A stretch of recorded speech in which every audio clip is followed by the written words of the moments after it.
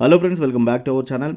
China Pakistan నౌకాదళాలు తొలిసారి సంయుక్త నావికా విన్యాసాన్ని నిర్వహించబోతున్నాయి. ఇరు దేశాల మధ్య జరుగుతున్న ఈ కసరత్తుపై పాక్ మీడియాలో పెద్ద ఎత్తున చర్చ జరుగుతోంది. కాగా పాకిస్తాన్ తన మిత్ర దేశం చైనాకు హంగౌర్ క్లాస్ జలాంతర్గామి కావాలని కోరింది.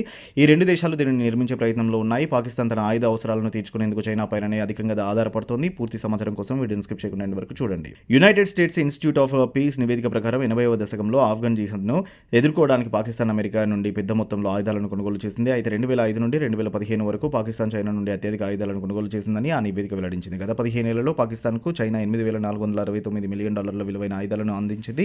అంతకుముందు గత 50 ఏళ్లలో చైనా పాకిస్తాన్కు $8,794 మిలియన్ విలువైన ఆయుధాలను అందించింది. ఇంతేకాకుండా పాకిస్తాన్ సైన్యం అమెరికా, రష్యా నుండి కూడా గరిష్ట సంఖ్యలో ఆయుధాలను కొనుగోలు చేస్తూ ఉంటుంది. 2015 నుండి పాకిస్తాన్ ఆయుధ అవసరాలతో 75% చైనా తీరుస్తుంది. 2021లో పాకిస్తాన్ చైనా నుండి high to medium air defence system air missile కొనుగోలు చేస్తుంది. పాకిస్తాన్ ఆర్మీలో చైనా ఫిరంగి రాకెట్ లాంచర్లను ఉపయోగిస్తున్నారు. పీపుల్స్ లిబరేషన్ ఆర్మీ తెలిపిన వివరాల ప్రకారం పాకిస్తాన్లో కలిసి నావికా విన్యాసాలు చేపట్టనున్నట్టు సందర్భంగా చైనా తన 6 నౌకలను అరేబియా సముద్రంలో దించనుంది. ఈ నౌకల్లో guided missile జీబో, guided missile frigate జింగ్జౌ లిని ఉన్నాయి. ఇది కాకుండా 2 షిస్బోర్న్ హెలికాప్టర్లో నావికాదళ సిబ్బంది విన్యాసాల్లో పాల్గొనున్నారు. అలాగే చైనా టైప్ 093 సాంగ్ కేటగిరీకి చెందిన డీజిల్ ఎలక్ట్రిక్ సబ్మెరైన్ కూడా మోహరించనుంది. ఇక పాకిస్తాన్ వార్తాపత్రిక డాన్ తెలిపిన వివరాల ప్రకారం సీ గార్డియన్ 2023 నావికా విన్యాసాల ఉద్దేశం ఇరు దేశాల నౌకాదళాల మధ్య ద్వైపాక్షిక సంబంధాలను నెలకొల్పడం.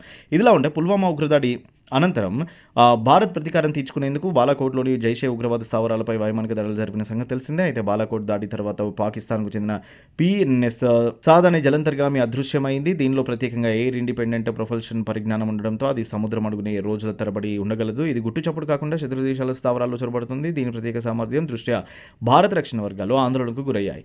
దాంతో భారత నావికి చెందిన భారీ యుద్ధ నౌకలు, విమానాలు, జలంతర్గాములన్నీ సౌద్ ఎక్కడుందో తెలుసుకునేందుకు తీవ్ర స్థాయిలో గాలింపు చర్యలు చేపట్టాయి. సాద్ జలంతర్గామి నీటి ఉపరితలంపైకి రాకుండానే కేవలం 3 రోజుల్లో గుజరాత్ తీరం చేరగలదు. 5 రోజుల్లో ముంబై తీరంలో ప్రవేశించే సామర్థ్యం ఉంది. దాన్ని అలాగే వదిలేస్తే పెను ప్రమాదం తప్పదని భావించిన భారత నావీ సర్వశక్తులను సాద్ అన్వేషణలో మోహరించింది. చివరికి 21 రోజుల తర్వాత సాదా చుకీలు తెలుసుకోగలిగారు. మయలమారి జలంతర్గామి పాక్ పశ్చిమ తీరంలో నక్కినట్టు గుర్తించారు. భారత్పై యుద్ధం తథ్యమని తేలితే వ్యూహాత్మక దాడుల కోసమే దాన్ని అక్కడ దాచి ఉంచారని భారత రక్షణ శాఖ గ్రహించింది.